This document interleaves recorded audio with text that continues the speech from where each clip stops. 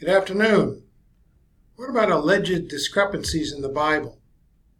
We looked up some discrepancies that I've posted and are available in other books. Let's take a look at alleged discrepancies. Go to letter D. Scroll on down to discrepancies. I come across these all the time and I feel obligated to go and look into them. Sometimes they're somewhat of a time-consuming issue. So, the approach to alleged discrepancies requires a little bit of an organization and a thought process. Most discrepancies are a result of improper reading. The rest of the alleged discrepancies are due to copyist errors of the manuscripts of the original languages, which can largely be resolved through the proper application of the normative rules of language, context, and logic by which God's Word was inspired and written. Now we have a number of books I can let you know about. I can open this up. You can read this. Alleged Discrepancies by John Haley, available to download online in PDF. You can get it online. And Bible Difficulties by Geisler and Howe, available electronically at wordsearchbible.com or at bookstores. These are great books to leave in your library. You come across something and you have it right there on your shelf. It's not that expensive, especially the free one, Alleged Discrepancies by John Haley. Okay. So, the similarity of alphabetical characters to one another in worn manuscripts, erasures, smudges, faded characters, tears, etc., are the cause behind many copyist errors, especially numbers. Certain Greek characters look very much alike with one another, especially in a worn manuscript.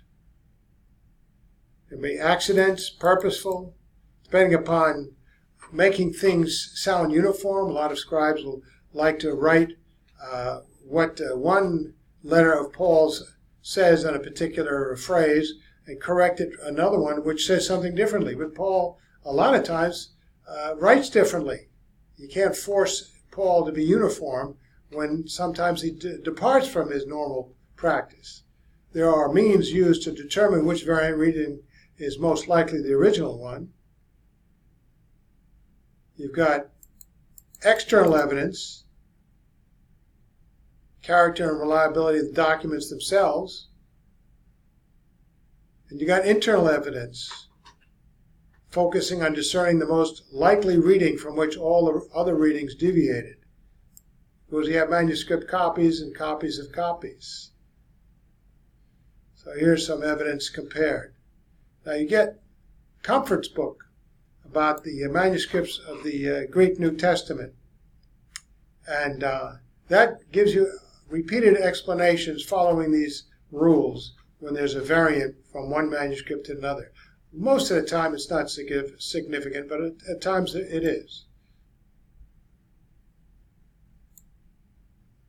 So we have an examination to approach logically when there are differences in version amongst versions and manuscript evidence.